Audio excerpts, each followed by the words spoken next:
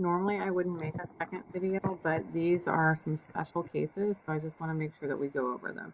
So again, this one I'm going to do with that second method where I make one problem this, and I make the second problem the 2y plus 2 less than. Okay, so like I said, set this up to where you have the first problem, y plus 7.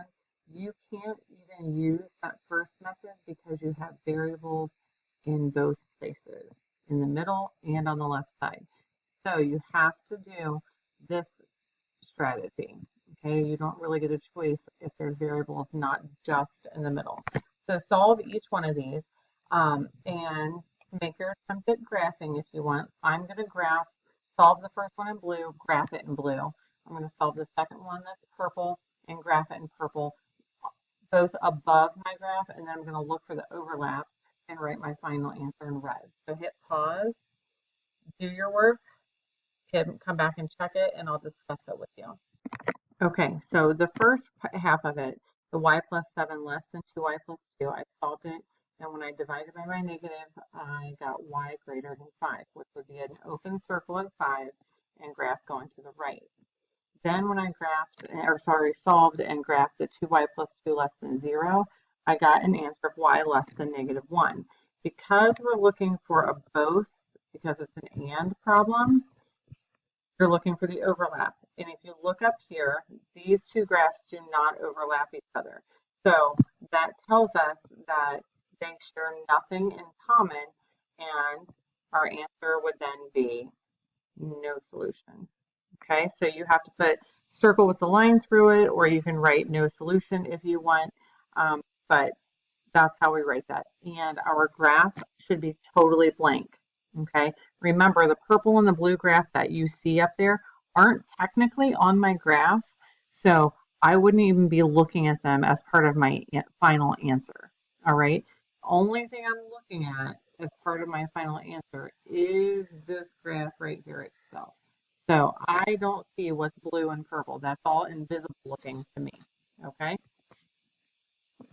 Same idea for this next one. Again, you want to separate this. I know it's a little crazy, but let's separate the first one. I might have to go below to do the other one. So I'm going to go ahead and, I'm going to go ahead and distribute just to save myself a step. So I have my 3x minus 3. We know this is another and problem. I'm just going to use the and symbol. And then we have the 3x minus 3, this part that overlaps.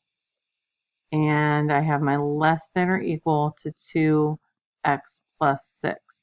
Okay, hit pause, solve both of those, try to graph them, and hit play when you're ready to discuss.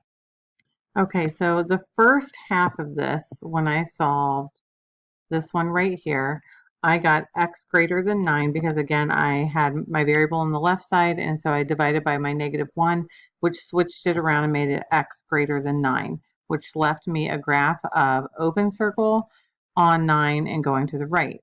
Remember, we separated this problem, so it was an original and problem, even though it doesn't say it. So I have my 3x minus 3 is less than or equal to 2x plus 6.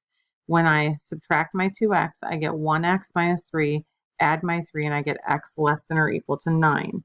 When I go to graph this one, I get a closed dot on 9 and arrow going to the left or the less than sign. Since we are dealing with an and situation here, guys, we have to look for the overlap. Now, overlap, if I'm looking across my graph, there is no overlap, okay? So because, again, they don't overlap, it's similar to the last one where we can say, therefore, our answer is no solution, and our graph should be totally blank, okay? So I hope those last two problems helped you with some of the special cases, or those last few problems, and you can then go through and complete your assignment.